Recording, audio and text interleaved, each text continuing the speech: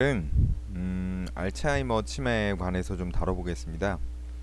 오늘 사실 다룰 내용은 어떤 건강한 생활 습관이 노인의 인지 기능의 저하를 예방하는 데 미치는 영향이 있잖아요. 근데 저희가 알고 있기로 치매는 사실 여러 가지 그런 생물학적인 그런 원인이 많다고 알려진 가설들이 좀 있죠. 뭐 여러 가지 그런 베타 아밀로이드 플라크라는 게 쌓여서 뭐 걸린다. 포스포릴레이티드 타우가 이제 뭐 탱글을 형성해서 막 자기네끼리 뭉쳐서 생긴다. 그다음에 혈관성 치매 같은 경우에는 혈관에 어떤 병변이 있어서 생긴다. 뇌혈관에 뭐 그런 여러 가지 구조적인 문제가 있어서 치매가 생긴다고 알려져 있는데, 그러면 이 구조적인 치매가 있는 경우에는 생활습관 관리를 해도 소용이 없는 거 아니냐? 생활습관 관리가 과연 효과가 있느냐? 뭐 이런 논란이 좀 있었어요. 그래서 이 논문은 결론부터 이야기하면 생활습관 관리를 하는 게 이런 어떤 뇌 안에 브레인 패솔로지, 영어로 하면 빠른데 제가 한국어로 생각하니까 좀 오래 걸리네요. 예.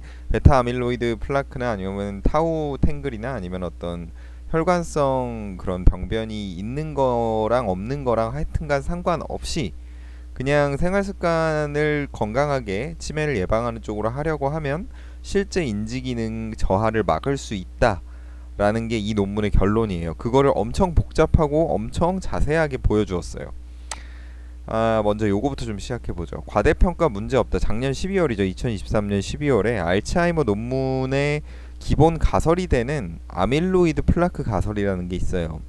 이게 뭐냐면 네이처라는 논문에서 옛날 몇 년이죠? 2006년에 미국 미네소타 대학 연구팀에서 아밀로이드 베타 스타 56이라는 단백질을 쥐한테, 건강한 어린 쥐한테 투여했더니 치매가 생겼다는 거예요. 그래서 그러니까 베타 아밀로이드 플라크가 치매 걸린 환자의 뇌에 굉장히 많이 쌓여 있는 게 그동안 보고가 됐거든요. 죽은 환자 부검하거나 이러면서. 그래서 혹시 이거를 투약하면은 생기는 거 아니냐 해보니까 생겼다는 거예요. 그래서 아밀로이드 베타 플라크가 이제 뭐 프리온 가설이라고 들어보셨어요? 혹시 뭐 그 제가 옛날에도 얘기했죠. 남태평양의 구루라는 그 어떤 의식이 있는데 죽은 자의 뇌를 이렇게 나눠 먹는 풍습이 있어요. 그 주민들이. 이게 뭐 식인종이라서 그런 게 아니라 그게 하나의 종교적 어떤 그런 거래요. 기억을 뭐 한다, 뭐 그 사람을 그런 건데 기억을 나눈다.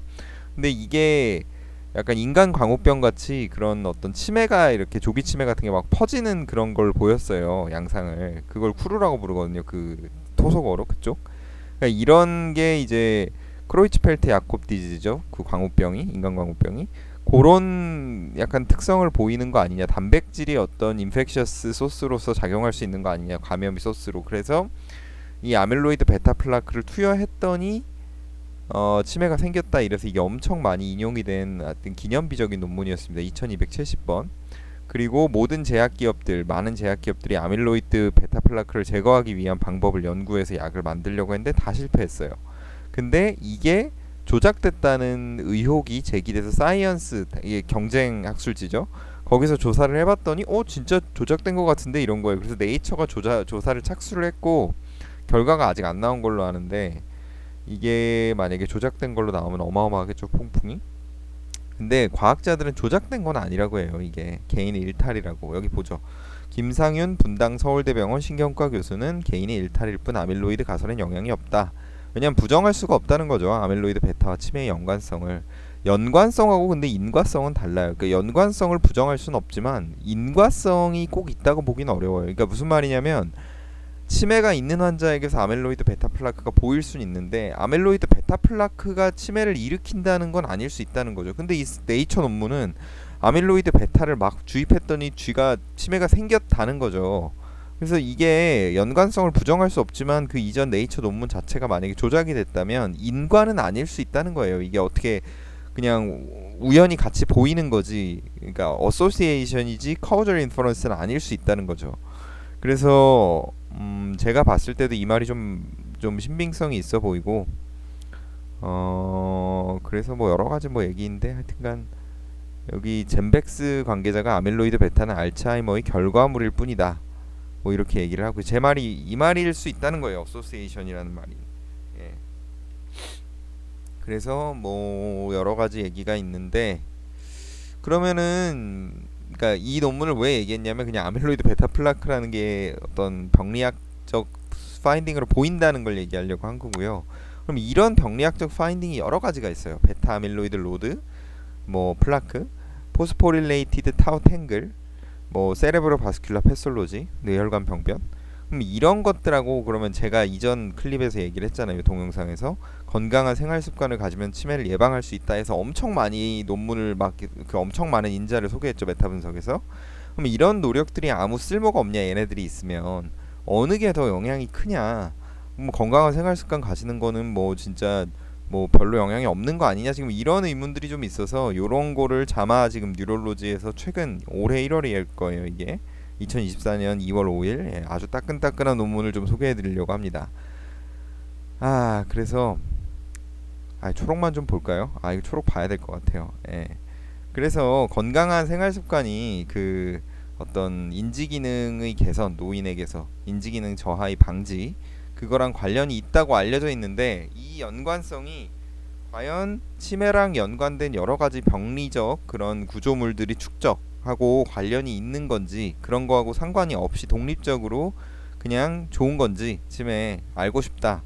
그래서 포스트 모텀 브레인 패솔로지, 그러니까 죽은 환자를 부검해서 뇌를 확인을 했어요. 그래서 베타 아밀로이드 플라크, 포스포릴레이티드 타우 탱글, 세레브로 바스큘라 패솔로지, 그다음에 다른 여러 가지 브레인의 패솔로지를 확인을 했대요. 그리고 라이프 스타일 스코어를 매겨 놓은 거랑 이 사람의 죽기 직전, 죽기 가까워서 인지 기능을 기록을 했대요.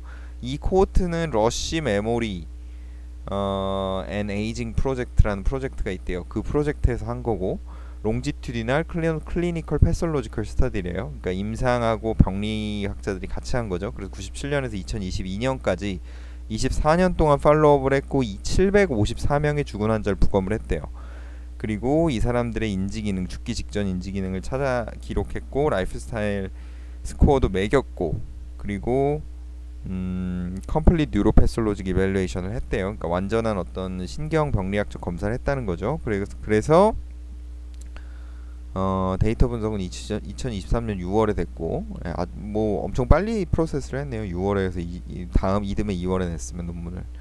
그래서 헬시 라이프스타일 스코어는 자기가 스스로 셀프 리포티드 팩터, 그러니까 스스로 기록하게 했는데 논 커런트 스모킹, 그러니까 담배 피는 거냐 뭐 여러 가지 뭐 일주일에 150분 이상의 어떤 신체 활동을 뭐 얼마나 하냐, 그다음에 그 술을 얼마나 마시냐, 그다음에 지중해식 대시 식단, 지중해식 식단이라고 대시라는 식단이 있어요. 그걸 얼마나 먹냐, 그다음에 뭐 그런 것들이 있대요. 그리고 인지 기능도 평가를 했고 라이프 스타일 스코어는 0점에서 5점. 뭐 그럴수록 있대요. 높으면은 이제 헬시 라이프 스타일을 가리킨대요. 그리고 글로벌 코그니티브 스코어라는 걸 매겼고 그 브레인 패솔로지, 그러니까 뇌의 병리적 그런 구조물은 베타 아밀로이드 플라그, 포스포릴레이티드 타우 탱글, 글로벌 알츠하이머 디지즈 패솔로지, 베스큘라 브레인 패솔로지, 이건 혈관성 치매, 루이 소체 치매 따로 있죠. 히포캠팔 스클레로시스, 히포캠퍼스라는 부위가 이 뇌의 양쪽 부위 측두엽 쪽에 있는데 감정을 주로 관할하는데 그게 경화되는 거, 스클레로시스 굳어지는 거, 스클레로시스. 그 다음에 TAR DNA 바인딩 프로테인 43, 뭐 이런 것들을 봤대요. 자세히 몰라도 돼요. 586명의 죽은 환자를 부검을 했는데 아까 몇 명이었죠? 754명인데 탈락했나 보죠. 그래서 586명에 그 중에 415명이 여자, 171명이 남자였고 90.9세에 죽었고 평균적으로 여기서부터는 그림으로 보죠.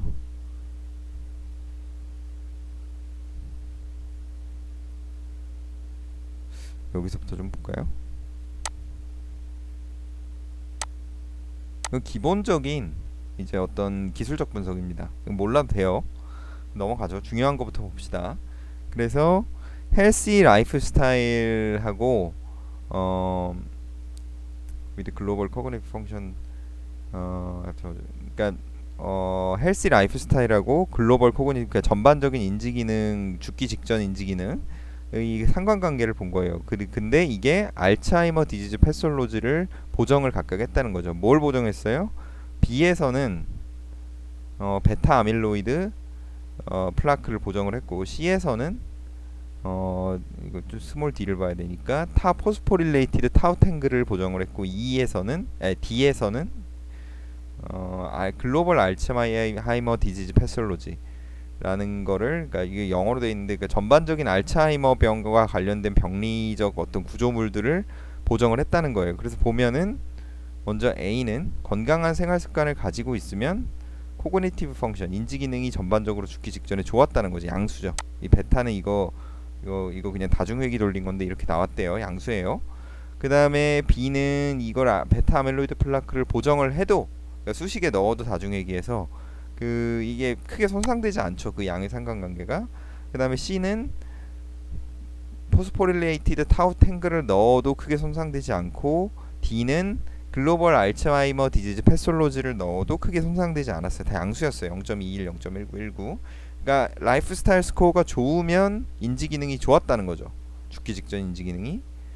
그 다음에 요거는 뭐냐면 이 X축이 라이프 스타일 스코어가 점점 좋아지는 거고, 라이프 스타일이, 이 Y축이 글로벌 코그니티브 스코어, 전반적 인지 기능이에요. 죽기 직전에. 베타 아밀로이드 로드에 따라서 민감도, 약간 이렇게 인터랙션을 적용한 겁니다. 이 쉐이드가, 이 그늘이. 그래가지고 크게 뭐 변화가 없죠. 베타 아밀로이드 플라크가 적을 때 많을 때 뭐 이런 거겠죠. 여기서도 포스포릴레이티드 타워 탱글도 크게 뭐 변화가 없죠. 방향은 전반적인 방향이 비슷하잖아요.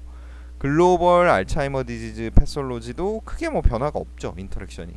그러니까 이런 병리적인 구조물들이 있으나 없으나 그냥 라이프 스타일 스코어가 좋으면 글로벌 코그니티브 펑션이 좋은 거 아니냐, 이렇게 생각해 볼 수가 있어요. 그 다음에 이거는 라이프 스타일 스코어가 이 좋을 때 병리적 구조물하고 관련성을 보면, 그러니까 이 자체를 본 거죠. 라이프 스타일 스코어라고 코그니티브 펑션을 본 게 아니라 인지 기능을, 그냥 이 병리학적 구조물을 얼마나 증가시키냐, 연관성을 본 거죠. 그래가지고 베타 아밀로이드 로드 같은 경우는 라이프 스타일 스코어가 좋으면 떨어지죠. 이거 다 떨어지죠. 음수죠. 근데 가장 많이 떨어지는 게 베타 아밀로이드 플라크죠. 음수고 다 통계적으로 얘는 유의하고 얘는 유의하지 않았네요. 두 개는. 그러니까 한마디로 베타 아밀로이드 플라크가 떨어진다는 거죠. 그게 라이프 스타일 스코어가 좋으면. 뭐 직접 인과가 떨어뜨린다는 거 아니고, 인과적으로 연관성이 보였다는 거죠. 그래서 이거를 이제 메디에이션 어널리시스라고, 어떤 구조방정식 비스무리한 걸 했어요. 그랬더니 라이프 스타일 스코어가 좋으면 글로벌 코그니티브 스코어, 인지 기능도 좋았어요. 양수였어요. 베타가 0.191이었어요. 근데 라이프 스타일 스코어가 좋으면 베타 아밀로이드 플라크는 아까 적었죠. 음수였죠. 마이너스 0.10120. 그리고 베타 아밀로이드 플라크가 많으면 글로벌 코그니티브 펑션도 안 좋았어요. 마이너스 0.204. 음수죠. 이것도 다 통계적으로 유의하죠. 0.03 피밸류 0.01 미만, 피밸류 0.01 미만.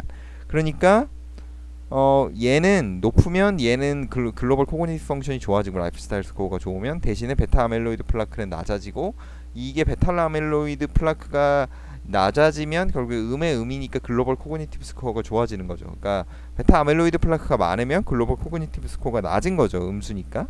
말이 좀 어려운데 그냥 하여튼간 무슨 말인지 알겠죠. 근데 여기서 중요한 게 뭐냐면, 이게 요 루트가 11.6%, 그러니까 88.4%를 차지하고, 요 루트가 요 메디에이션 되는 그 패솔로지, 병리학적 구조물에 의해 메디에이션 되는 패스웨이가 11.6%밖에 차지하지 않았다는 거예요. 인다이렉트 나누기 토탈. 11.6% 요게 88.4%. 그러니까 라이프 스타일을 좋게 하는 거 자체가 가지는 인지 기능 저하를 막는 게 훨씬 크고 88.4%고, 이 구조물, 그러니까 우리가 베타 아밀로이드 플라크 같은 그런 거를 구조물을 거쳐서 그거를 줄여서 그게 미치는 어떤 인지 기능 저하 방지 효과는 11.6%밖에 안 됐다는 거예요. 그러니까 이게 별로 중요하지 않다는 거죠. 한마디로 이런 구조물들이. 예.